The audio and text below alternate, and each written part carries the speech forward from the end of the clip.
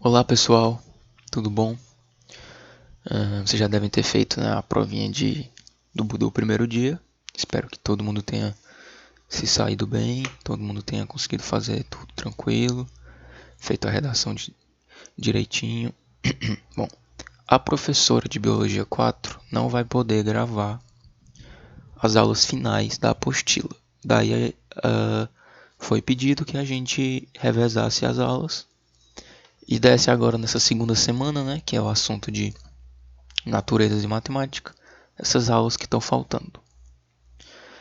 Como eu sei que o tempo deve estar corrido para vocês por causa, enfim, o segundo dia está menos de uma semana aí, eu vou tentar ser o mais conciso possível e falar só o que é realmente relevante pro Enem. Eu fiquei com o capítulo, se eu não me engano, 14 ou é 13, a aula 14 ou 13, eu não lembro agora o número, que fala sobre a segunda lei de Mendel, alelos múltiplos e tipos sanguíneos. Bom, vamos começar pela segunda lei de Mendel, que talvez seja a parte mais importante desta aula, porque o Enem ele não é sempre, mas ele corriqueiramente cobra primeira e segunda lei de Mendel. Bom, a primeira lei é também chamada de lei da segregação, certo? Somente lei da segregação. Por quê? Porque segundo a primeira lei, o gene ele é geralmente composto por dois alelos, azão, azinho, um dominante e um recessivo, claro. Pode ser azão, azão ou azinho, azinho. Mas os tipos de alelos distintos geralmente é um recessivo e um dominante, que é a herança padrão mendeliana. E de que, durante um cruzamento, esses alelos se segregam. Então, se eu cruzo, por exemplo, um azão com um azão alzinho, esses alelos vão se segregar. O azão vem para cá, o azão vem para cá, azão, azão. Esse azão vem para cá e o azinho vem para cá. Agora o segundo azão com o primeiro e o segundo com o segundo. Então, com pais, um dominante e um heterozigótico, nós temos essa possibilidade. 50% azão-azão, 50% azão-azinho. Só para dar um contexto geral. Bom, a segunda lei de Mendel nada mais é do que a primeira lei aplicada a mais de um alelo. Certo? Então, quando a gente considera dois genes distintos, e não apenas um, como a gente estava considerando até agora, a gente tem a segunda lei de Mendel, que é a lei da segregação independente. A primeira lei é a lei da segregação, a segunda lei é a lei da segregação independente. O que está querendo dizer? Que dois alelos distintos não interferem na segregação um do outro. Ou seja, cada alelo segrega, cada gene e seus alelos segregam de forma independente um do outro. Então, se eu tenho, por exemplo, um indivíduo azão, azinho, bezão, bezinho, a gente está considerando aqui dois genes e não apenas um, certo? A segunda lei me diz que o gene azão segrega, o gene A, no caso, segrega independentemente do gene B. Ou seja, não há dependência entre o A e o B. Quando essa dependência ocorre, a gente tem um outro fenômeno chamado de linkage, que são alelos gênicos que estão ligados e que a segregação desses alelos ela é dependente um do outro. O linkage, se não me engano, é o próximo capítulo, que eu acho que não sou eu que vou dar, é outro professor que vai dar. E ele deve estar enviando já essa semana, se ele já não tiver enviado. Então, o linkage nada mais é do que uma segregação dependente. Quando os alelos estão tão próximos no cromossomo que eles estão ligados, digamos assim, daí o nome linkage, e eles sempre se segregam de forma junto. Eles dependem um do outro. O que não ocorre na segunda lei de Mendel, que é a lei da segregação independente. Ou seja, quando nós temos dois genes distintos, eles segregam de forma independente. Ok? Acho que vocês conseguiram entender. Ou seja, o Y, nesse caso aqui, o Y segrega sozinho, o R segrega sozinho. E aí nós temos as possibilidades. Tanto que a proporção fenotípica, né?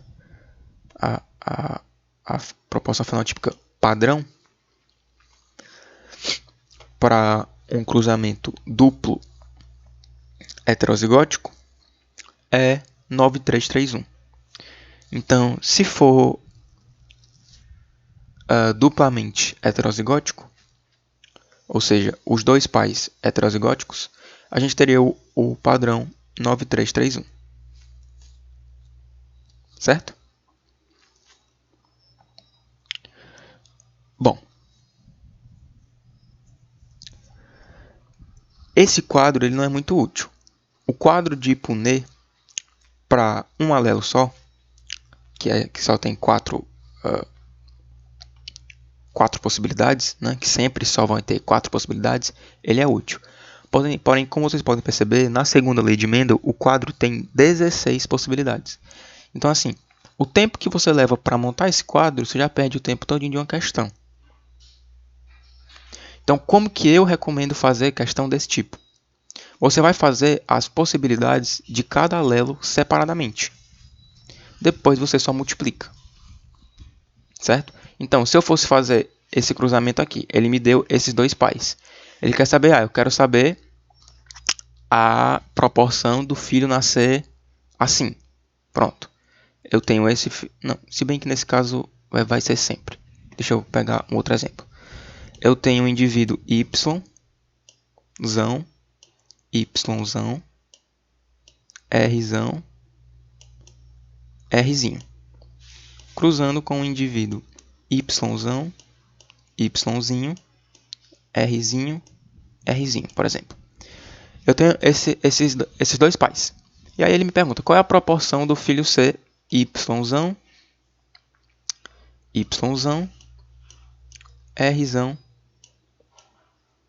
Rzinho, por exemplo. Ou não, vai ser Y... tudo bem. Como que a gente pode fazer essa questão? Você vai resolver separadamente. Você vai cruzar primeiro os Y's e ver qual que é a possibilidade dele ser Yzinho. Depois você vai fazer o R separado e ver qual que é a possibilidade dele ser Rzinho. Depois você multiplica as duas possibilidades. Ou seja, você vai fazer 2 vezes a primeira lei de Mendel para resolver de forma mais rápida do que montar o quadro inteiro, que você ia perder tempo. Então, por exemplo, se eu tenho um indivíduo Yzão com um Yzinho, a gente tem essa mesma situação aqui. Ou seja, ele vai ter 50% de chance de ser Yzão, 50%, e 50% de chance de ser Yzinho. Certo? No caso, e aí a gente guarda essa informação. A gente fez só para o Y. Você ignora o R e faz só para o Y como se fosse a primeira lei.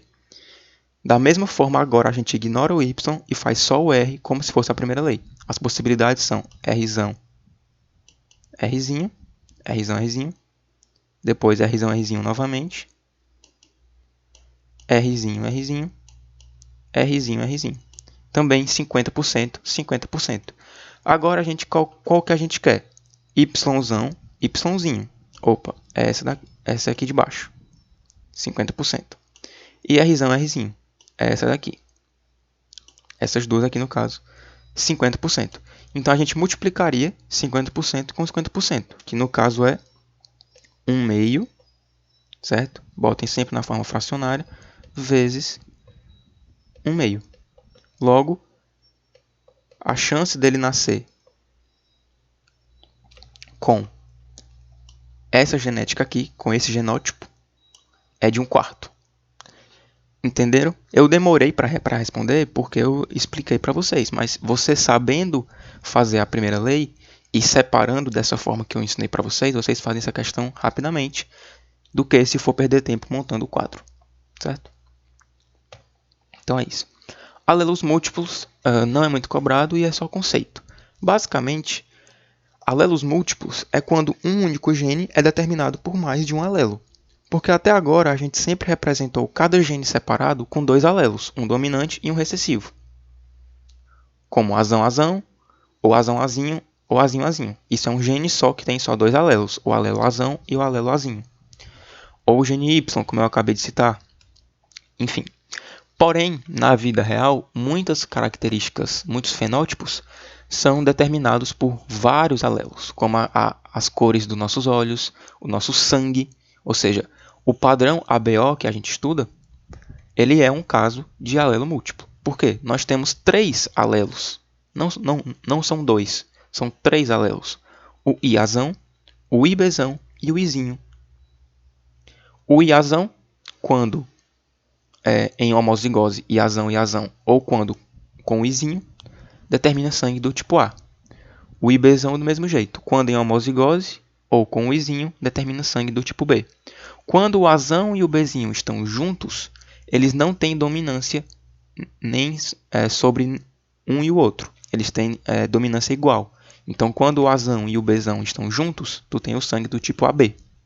E quando o Izinho está junto com o Izinho, o sangue do tipo O.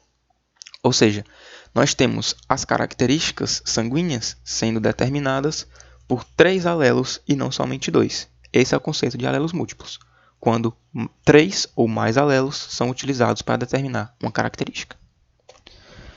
Bom, o sistema ABO.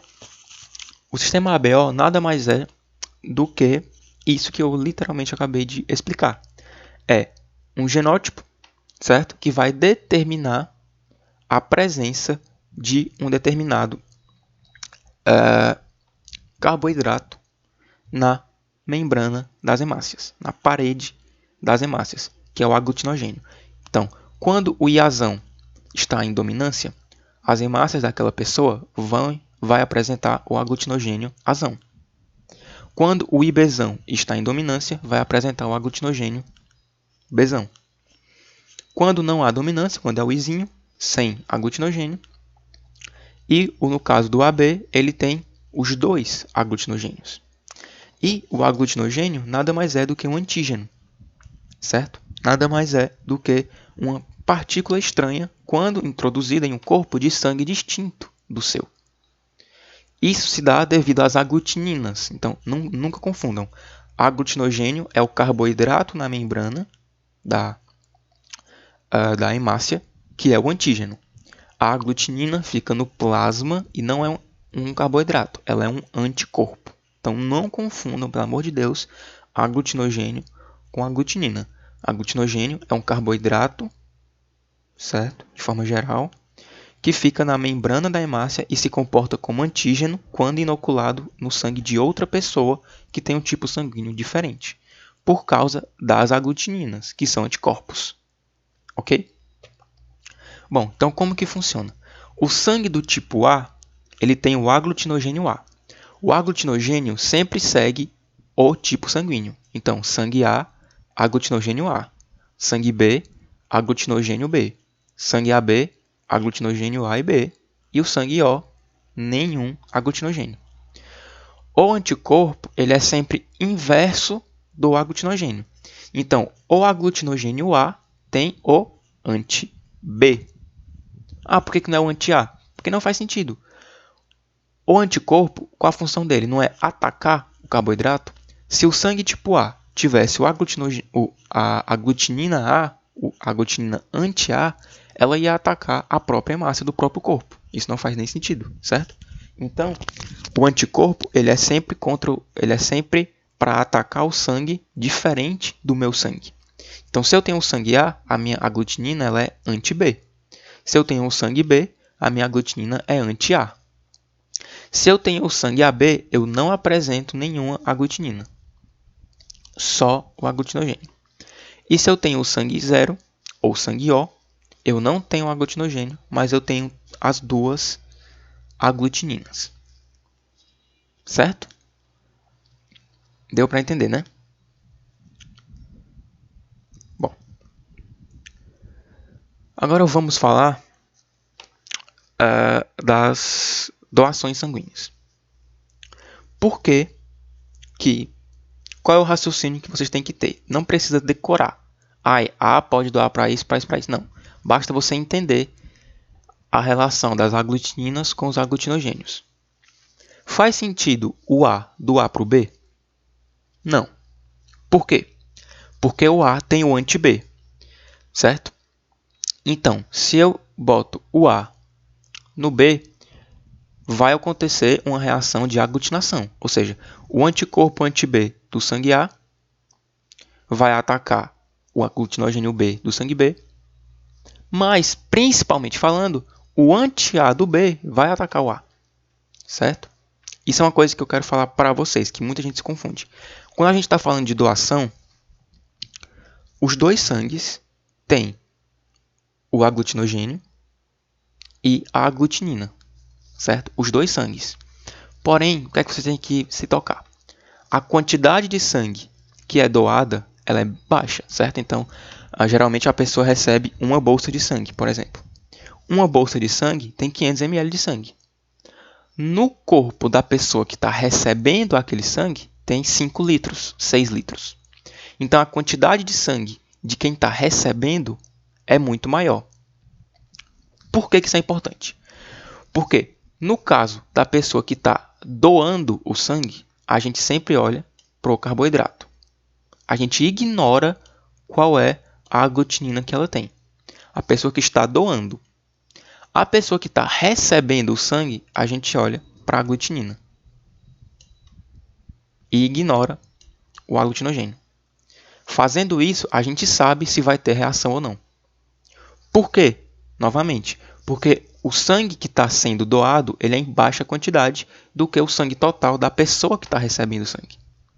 Então, a pessoa que está recebendo sangue tem muito anticorpo circulando.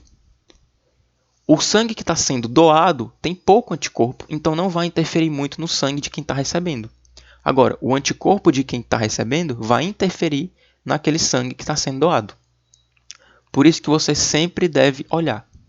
Em um processo de doação sanguínea, o recebedor do sangue, a gente olha para a aglutinina, para o anticorpo, perdão. E quem está doando, a gente olha para o carboidrato.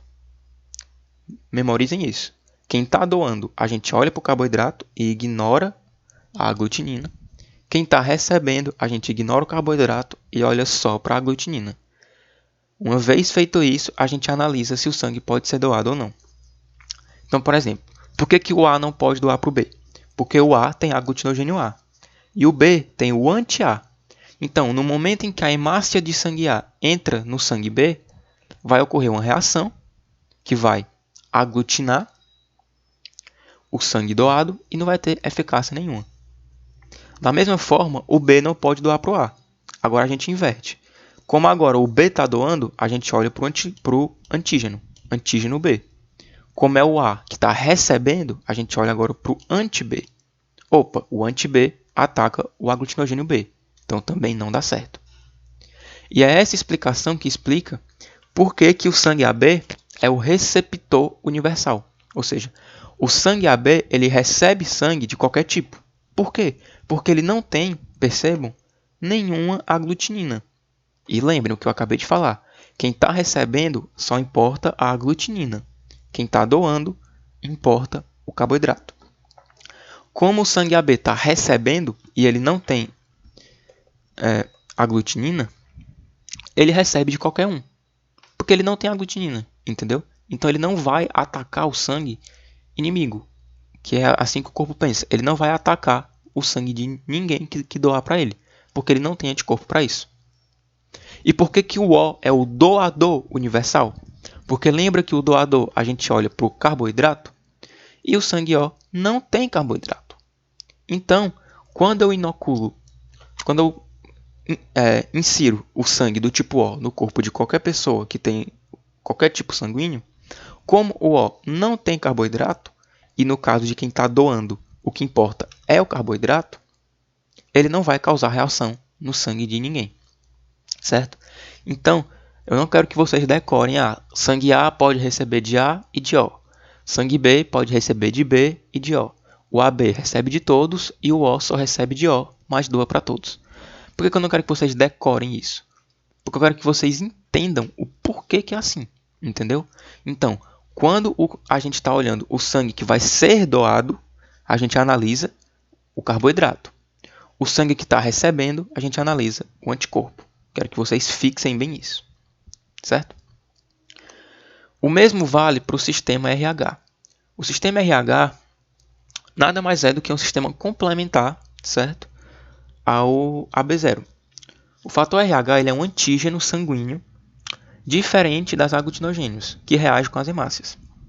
É um sistema independente do ABO, sendo importante levar-se em conta a presença do anticorpo RH+, ou a ausência do anticorpo RH- na hora de realizar, do antígeno, perdão, eu acho que eu escrevi errado, na hora de realizar uma transfusão sanguínea. Bom, o do mais e do menos é bem mais simples. É só você pensar. Ó, vamos supor, O, a gente sabe que o O, para o sistema AB0, ele é o doador universal, certo? Agora, O positivo, O negativo. Colocando o fator RH na jogada. Quem é mais universal? Qual que é o raciocínio que vocês têm que ter? Se esquece agora o fator RH, o AB0. Olha só o fator. Vamos olhar só para o fator RH, certo? Se uma pessoa que tem sangue menos, ou seja, RH negativo, recebe o sangue que tem RH positivo, o que acontece? Ela não tem, ela é negativo e está recebendo sangue positivo. O que acontece? Isso é ruim. Isso é ruim, certo? Então, quando o positivo doa para o negativo, isso é ruim. Isso é ruim, certo? Ruim. Agora, tem problema o negativo doar para o positivo? Não, isso é bom. Por quê? Porque eu escrevi errado, tá? Eu coloquei aqui anticorpo. Aqui eu coloquei certo, antígeno, mas aqui eu coloquei anticorpo. Por quê? O fator RH ele é um antígeno. Então, o cara que é positivo, ele tem o antígeno. E o que foi que eu falei? Sempre quem está doando, a gente analisa o antígeno. Então, se o positivo doar para o negativo, o positivo tem antígeno. O negativo não. Isso vai ser danoso para o sangue negativo. Entendeu? Porque o negativo não tem aquele antígeno.